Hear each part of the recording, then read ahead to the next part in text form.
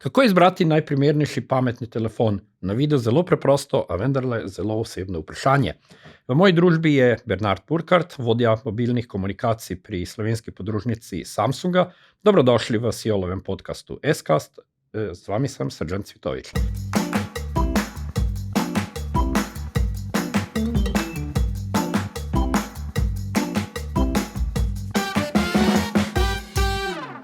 Bernard, že 16 let ste na tem položaju, bomo rekli prvega človeka Samsungovih pametnih telefonov in tablic, sicer ste pa v branži 25 let, ta se je panoga zelo spremenila in lahko rečemo, da so mobilne naprave postale vedno bolj osebne. To najbrž tudi pomeni, da ni enotnega nasveta, kaj je najprimernejše za vsakega uporabnika. Če rečemo, da ste vi poslovni uporabnik, kaj je pri vas bilo odločilno, ko ste zase izbirali pametni telefon? Ja, Srđan, pozdravljen, hvala tudi za povabilo, da smem predstaviti svoj pogled na to branžo, ki se je v 25 letih res zelo spremenila. Mogoče 25 let nazaj je bil telefon naprava za komuniciranje in smo jo izbirali kot tako, mogoče po nekih tehnoloških specifikacijah, na katerem frekvenčnem področju je takrat delovalo. Danes pa so naprave bistveno več. Naprave, kot so pametni telefoni, danes so zamenjali en kup naprav, ki smo jih v preteklosti poznali, ki so praktično izginili, kot naprimer navigacijske specifične naprave, kot MP3 predvajalniki. Telefoni počasi menjajo tudi računalnike. Mislim, da za poslovnega uporabnika je predvsem pomembno zmogljiv procesor, zmogljive zaslon in pa tudi v zmeraj več primerih naprave, kot so tale, recimo, kjer je velik zaslon, kjer lahko tudi na takem zaslonu upravljamo več stvari hkrati. Tako da mislim, da poslovni uporabniki uporabljajo to, po drugi strani pa so tudi podjetja, ki predpišajo določene storitve, ki jih želijo, da jih uporabnik ima in potem gledajo, katere naprave vse te funkcije tudi podpirajo. No, nekatere izmed teh lastnosti, ki ste jih našteli, so zaželjene tudi za druge skupine uporabnikov, recimo za mlade. Mladi poslušajo glasbo, mladi se tudi povezuje. Kaj bi bile po vaši oceni, po vaših izkušnjah, da lahko rečem, tiste lastnosti, ki jih želi prav vsak uporabnik? Jaz mislim, da prav vsak uporabnik v prvi vrsti želi zanesljiv telefon. Vsak od nas si želi telefon, ki bi delal določeno obdobje in nas ne bi oviral pri sami uporabi. Uporaba je zmeraj več multifunkcijska oziroma več opravilna, dajmo temu reči. Tako da vsak uporabnik si predvidevam, predvsem mladi želijo, da lahko hkrati počnejo več stvari na isti napravi. Tako da kvaliteta zvoka, kvaliteta kamere, ne nazadnje tudi zmogljiva baterija, pa vseeno bom rekel tudi trpežnost, bodi si vodoodpornost, bodi si odpornost na kakšne druge zunanje dejavnike, so sigurno pomembni dejavniki. Zmeri bolj pa opažamo, da ljudje tudi izbirajo in po blagovni znamki in pa tudi uporabniški izkušnji, kar pomeni uporabniški vmesnik je tisto, kar je pomembno. Po eni strani nam mora veliko omogočati, po drugi strani pa smo tudi navajeni na neke uporabniške vmesnike in želimo jih uporabljati še naprej. Hkrati pa opažamo velik trend tudi v smer ekosistema, kar pomeni, da uporabniki si želijo povezati več naprav in tista naprava, ki jim to bolje omogoča, ki jim bolje zaokroži njihove uporabe, je tudi tista, katero potem izberejo. Ko govorimo o ekosistemih, verjetno imamo bolj v mislih naprave, recimo zabavne elektronike, hišnega kina in tako naprej. Vendar je tu še veliko drugih možnosti, recimo pametni dom. Tle pa še malo manjka standardizacije. Kaj lahko recimo veliki proizvajalci, kot je Samsung, naredijo v smeri tega, da se ta ekosistem razširi na neko bistveno širše območje, kot je danes? Ja, res je, verjetno manjka nek standarden pristop, čeprav bom rekel v napravah, ki jih mi zastopamo, so dokaj usmerjene na to, da so čim bolj odprtokodne, kar pomeni, da se probamo ne zapirati.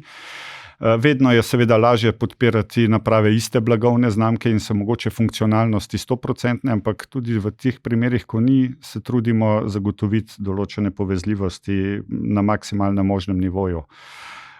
Je pa tako, kot ste ugotovili, je zmeraj več stvari, ki se jih lahko poveže. Eno so pametni dom.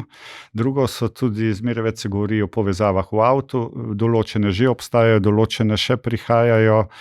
Alarmni sistemi, svetila, ogrevanje, klima naprave, gospodinjske naprave. Absolutno vse. Ne gre samo tle zdaj za izklop, ampak da gre tudi za neko, dajmo reči, umetno inteligenco, ki vse to krmili, ki nam glede na naše uporabniške izkušnje poskuša svetovati, kdaj kaj vključiti, da se samodejno, da nam predlaga določene rešitve.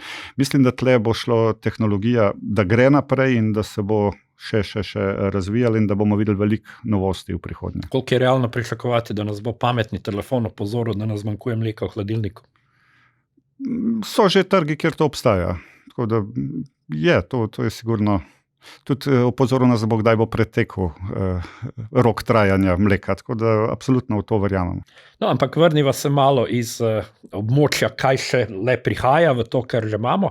Omenili ste že, da je pametni telefon zamenjal kopico drugih naprav in zadnje čase, zadnjih nekaj let ugotavljamo, opažamo, vidimo, da se v bistvu boj med premijskimi telefoni dogaja predvsem na področju fotoaparatov, na področju videa. Skratka, kaj je treba gledati? Kako pri pametnem telefonu ovrednotiti njegovo kakovost in uporabnost z vidika fotografske naprave?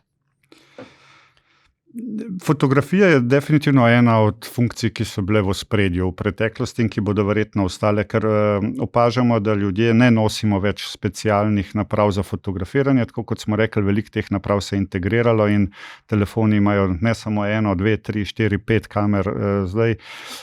Gledati mogoče samo na tehnološke specifikacije v smislu števila megapikslov je mogoče malo preveč enostavno. Da nekdo, ki je zelo strokovnjak, bo znal tudi pogledati o raznih velikostih pikslov, o časovih osvetlitve in tako naprej, optičnih zoomih in tako. Najbolje je vsekakor se pa dati podučiti nekim strokovnjakom, mislim, da so tudi novinarji tu nek vir, ki lahko pripomore, razni testi na internetu. Še najbolje bi pa bilo, da uporabniki poskusijo, da grejo v trgovino, da mogoče tam na licu mesta 2, 3, 4 naprave v istem okolju poskušajo. Res se kamere tudi razlikujejo od pogojev uporabe, kar pomeni ni nujno v vseh pogojih, ker veste tudi sami, da delamo zelo veliko in na nočnih posnetkih in na posnetkih za hitro gibanje ali kakorkoli. Zahtevnejši pogoji ali pa različni pogoji, kar pomeni, da ne bo vsaka kamera identična, ampak na koncu nekje treba potegniti črto. Mislim pa, da pri samem odločanju za aparat se ljudje odločamo na podlagi večjih dejavnikov. Eno vse to, ko sem prej rekel, poznavanje mogoče blagovne znamke, zaupanje blagovne znamke, drugo so pol nasveti prijateljev, novinarji, influencerji in tako naprej. Če sem malo predrzan, lahko rečem, da je vsak telefon dober ob lepem sončnem dnevu, ampak da se pravi junaki kaže, v nočnem času, pri hitro premikajočih se motivih, pri oddaljenih motivih. Absolutno se strinjam. S tem, da mogoče tu je tudi veliko funkcije, osebno jih zelo rad tudi uporabljam. Od recimo kakšen takle telefon, ki ima mogoče mode za selfie, do kakšnih funkcij, ki jih zelo rad imam, ko z glasom ali pa z kretnjo roke sprožiš fotoaparat. Potem so tu razni filtri oziroma osebno obožujem posnetke, kjer je nek objekt oster, pa nekaj okoli zamegljeno ali pa je del barven, del črno-bel. Vse to naprave že danes omogočajo. Vprašanje samo, koliko si uporabniki vzamemo časa in se temu posvetimo in pa tudi kaj v končni fazi od tega res pričakujemo, želimo. No. In zdaj so se že dotaknila ene teme, o kateri se veliko govori, pa včasih morda pozabljamo, kako že zelo prisotno to je, umetna inteligenca. V vseh teh programih, algoritmih je že vsebovano veliko umetne inteligence, ki nam pomaga, da te fotografije pridejo čim boljše, pa čim bližje temu, kar bi si mi želeli. Koliko je torej umetne inteligence že zdaj verjetno še največ v fotografskem delu pametnega telefona, a tudi sicer v teh napravah? No, umetna inteligenca obstaja, zato so tudi pametni telefoni, ker imajo določeno pamet, ki se iz leta v leto povečuje. In absolutno v fotoaparatih, v kamerah, v teh funkcijah je umetne inteligence veliko.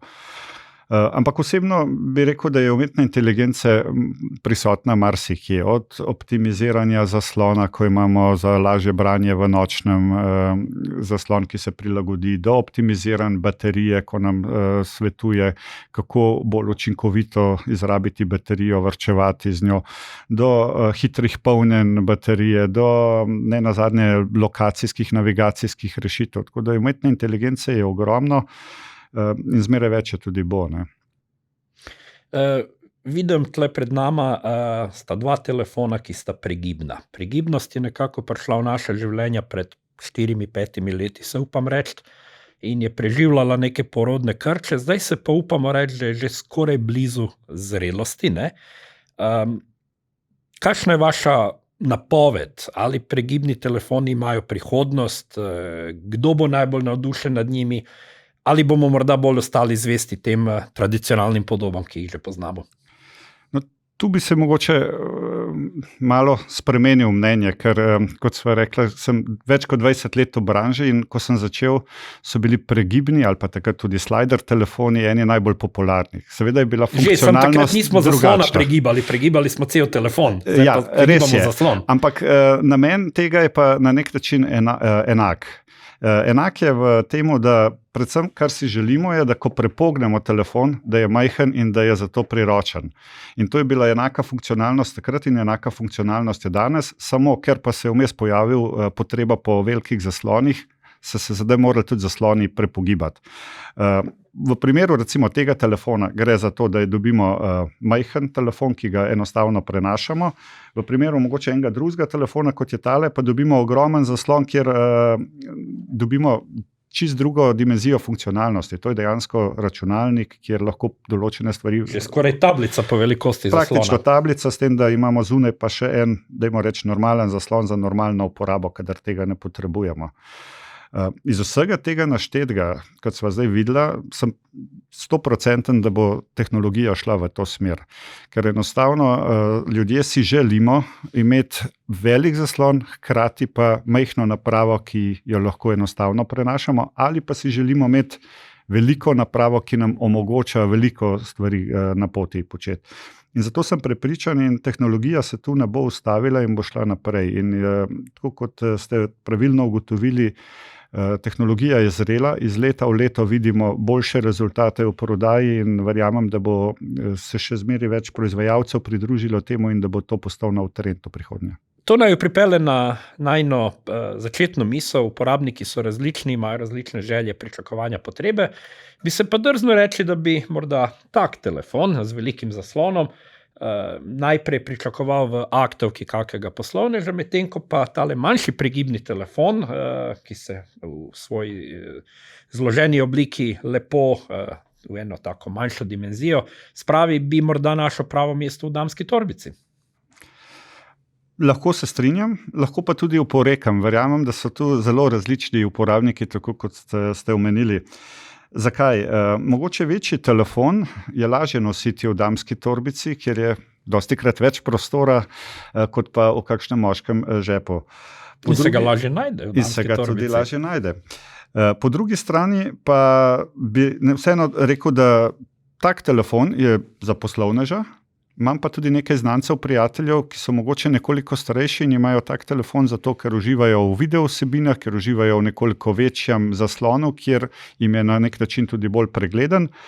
Hkrati pa bom se našel takle telefon pri mladih, pri moških, pri ženskah. Velik faktor je tudi oblika, barva, ne nazadnje potem tudi funkcije. In mislim, da po vseh teh kriterijih se ljudje odločamo. In ne bi se upal strinjati, da je pri bodisi katerem od teh modelov, da je velika prevlada, bi rekel, proti enemu spolu, ampak bi vedno našel nekje pol uporabnike. Pa bi vendarle vprašal vaše izkušnje, ko spremljate torej že četrt stoletja prodaje pametnih telefonov, najprej mobilnih, potem pa pametnih telefonov. Kaj je tisto, ki dame prepriča pri pametnih telefonih? Dame? Mislim, da je vse tu dizajn in barva in oblika. Vsekakor je to prva odločitev. Morali bi vprašati dame, mogoče bi one bolj znale odgovoriti kot jaz.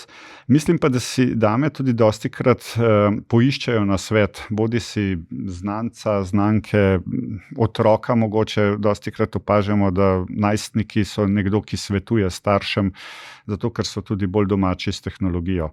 Včasih pa imajo najstniki tudi svoj interes, ko si želijo nek telefon naslediti čez 2-3 leta po tem, ko ga primarni uporabnik neha uporabljati.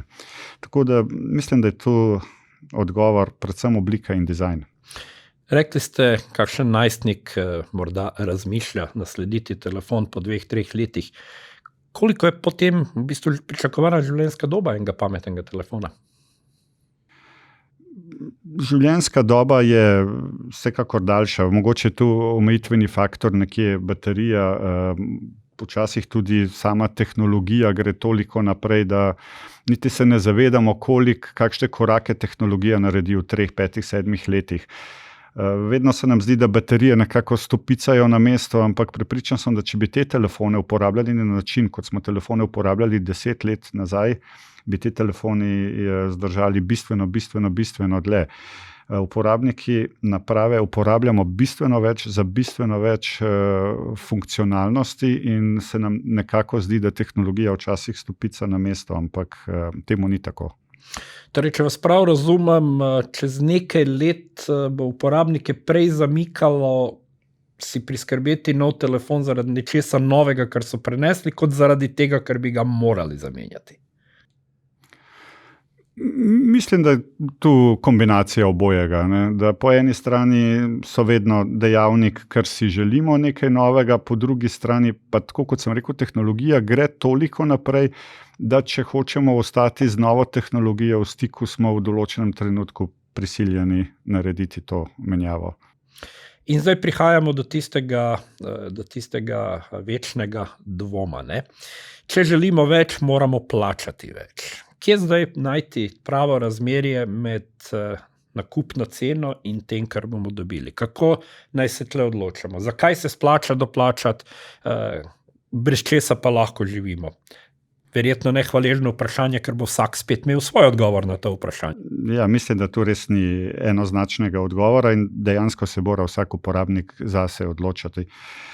Mi opažamo, če se navežem na prejšnje vprašanje, da se življenjska doba aparatov povečuje in tudi cikli se podaljšujejo, kar nas sicer kot proizvajalci nismo najbolj zadovoljni in seveda si trudimo, da bi temu ne bilo tako, ampak kvaliteta izdelkov narašča in predvsem mislim, da je zmeri več uporabnikov, ki gredo zavestno v višji ali pa saj srednji cenovni razred, ravno z namenom, da bojo si podaljšali življenjsko dobo, pa tudi če ne, da bi sami uporabljali, da to podarijo ali nekomu mlajšemu ali starejšemu ali komurkoli naprej in se ista naprava uporablja mogoče za dvojno obdobje, dajmo temu reči. Tako da res opažamo velik trend rasti prodaje v srednjem in višjem cenovnem segmentu, predvsem v zadnjih letih in nič ne kaže, da bi se to zaustavilo.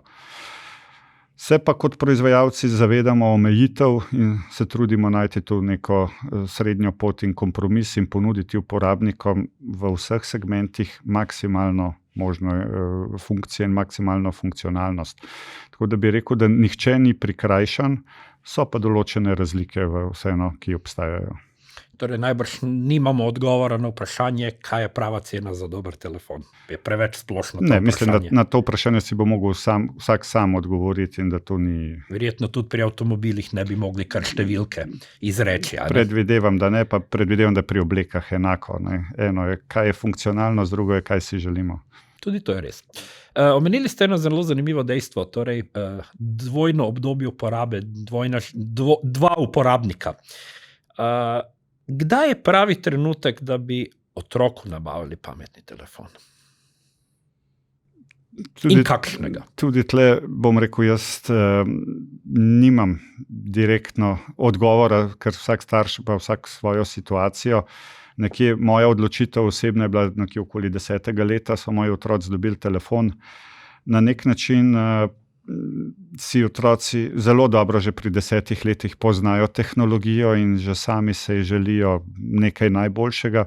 Osebno pa bi vseeno svetoval, da je prvi telefon vseeno mogoče ne prevreden, ampak da gre v neko zmerno razmišljanje, ali je to bodisi drugi telefon ali pa dajmo reči neki nižji cenovni razred ali pa srednji cenovni razred. Ker je moje osebno mnenje, da otrok pri takih letih lahko karkoli se mu zgodi s takim telefonom, lahko ga poškoduje, lahko ga izgubi in mogoče se tega pri 10 letih ali pa nekateri še prej ne zavedajo. So pa potrebe potem najstnikov pri 14, 15 že zelo definirane in tam se bo pa vsak od staršev mogel odločati verjetno po svoje. Pa poglejmo zdaj še na nasprotni konec. Pri starejših ljudeh včasih, ste sami omenili, radi imajo velike zaslone, velike črke in tako naprej, ampak mogoče se vsi starejši ne morejo enakopravno spoprijeti z izzivi upravljanja teh naprav. Kako pri taki skupini uporabnikov izbrati pravo napravo? Obstajajo naprave, ki imajo določene softverske prilagoditve, ki poenostavijo uporabo. Tudi v bistvu vsak od teh telefonov ima funkcije za dostopnost, ne? Praktično vsak od teh telefonov ima to funkcijo, kjer lahko tisto množico menijev zmanjšamo, kjer lahko imamo velike črke, kjer si lahko nastavimo bližnjice, da nekoga enostavno kličemo. Tako da bi rekel, da pri starejših uporabnikih bi priporočil, da vzamejo vseeno kvaliteten zaslon zaradi občutljivosti na dotik, da je dovolj dobra, mogoče malenkost večji zaslon in pa da pogledajo, kateri modeli imajo te enostavne ali pa lažje. S tem bom rekel, ni nič okrnjena funkcionalnost, ampak določene detajle si lahko nekdo izbriše po potrebi ali pa si jih umakne iz osnovnega menija. In morda še en element, ker ga morda včasih pozabljamo, pa je za tiste, na katere se to nanaša, lahko zelo pomembno. Za določene skupine uporabnikov, ki imajo določene, ne bom rekel omejitve, ampak bom rekel izzive, je lahko pametni telefon orodje, ki jim zagotavlja večjo varnost, večjo kakovost življenja. Kako torej te naprave naslavljajo te potrebe? V smislu varnosti so zopet programske rešitve, kjer jih imamo. Obstajajo programske rešitve tako za omejitev uporabe otrok ali pa za dostopnosti do nekih spletnih strani in so praktično vgrajene v večino ali pa v vse naše modele. In vse te stvari... Recimo, imel sem v mislih tudi nekateri naprednejši telefoni že zaznavajo padec, pa sprožijo klic na nujno številko, pa take stvari. Ne? Tudi to obstaja, tako v telefonih, kot pol v drugih napravah, kot so pametne ure. Tako da, pamet prihaja povsod in te rešitve so zmeraj več jih je in verjamem, da bojo zmeraj bolj integrirane tudi v našo družbo, ker je pomembno, da sproži klic tudi na pravo številko, da je odziv potem pravočasen. Nekateri se bojijo, da nas bo vsa ta pamet mogoče začela preveč obvladovati in da že zdaj preveč nadzira. Kaj bi takim pomislekom odgovorili? Vsekakor tle bo nekdo moral pogledati iz vrha ali pa krovno, do kje potegniti črto z umetno inteligenco. Dokler je umetna inteligenca za nas koristna in nam olajša stvari, mislim, da je potrebna in mislim, da tu je napredek potreben in se bo še dogajal. Kje pa se bomo ustavili? Pa ne verjamem, da je to samo področje pametnih telefonov, ampak je širše. Ne? In da bo morala družba kot sama si odgovoriti, do kje si želi iti. 5G je velika tema. Nekateri pravijo, da je 5G prinesel revolucijo, nekateri pa pravijo, da končnim uporabnikom, kot sva vi in jaz, 5G niti ni prinesel nekega revolucionarnega napredka glede na 4G, ki je že bil dosti izpopolnjen, in da je pravzaprav prava prednost 5G-ja pri raznih poslovnih aplikacijah in pogovora med napravami. Torej, kako vi ocenjujete pomen tehnologije 5G pri končnih napravah za končne uporabnike? Dejstvo je, da 5G tehnologija je prinesla veliko sprememb na področju pogovora med različnimi napravami. So pa to neke stvari, ki jih mi mogoče kot končni uporabnik ne vidimo na prvo, kako bi rekel, žogo ali pa na prvo pogled in so nam nekje skrite. Dejstvo je, da tehnologija je dobra, da vidimo, da se širi, da vidimo, da se pokritost povečuje in vidimo, da je trend vseh operaterjev to. In verjamem, da bo tehnologija šla tu še naprej. V tej zgodovini panoge smo se srečali z evolucijo in revolucijo. Zdaj, upam se reči, da zadnjih nekaj let smo bolj kot ne imeli evolucijo. Razne funkcije, ki smo jih poznali, so postale boljše, bolj zanesljive in tako naprej. Ali se nam obeta kakšna revolucija? Ali pa, če povem dosti bolj preprosto, kaj bo naslednja velika reč, ki nas bo navdušila? Nimam odgovora dejansko na to. Dejstvo je, da so prepogljive naprave za marsikoga še vedno velika novost in verjamem, da je to definitivno prihodnost. Prav tako pa verjamem, da umetna inteligenca in pamet v napravah bo šla naprej od raznih situacijskih položajev, ko z neko napravo pridemo v določeno okolje, kjer ga je že naprava vajena in nam bo ponudila neke rešitve, do raznih prevajalnikov tekstov, prevajalnikov govora, olajšalo nam bo potovanja, nakupe in tako naprej. Tako da verjamem, da tu bo šlo zadeva naprej. Je pa vedno stvar pogleda, je to evolucija ali je revolucija. To so majhne revolucije, ki jih verjetno bolj vidimo kot evolucijo. Ja.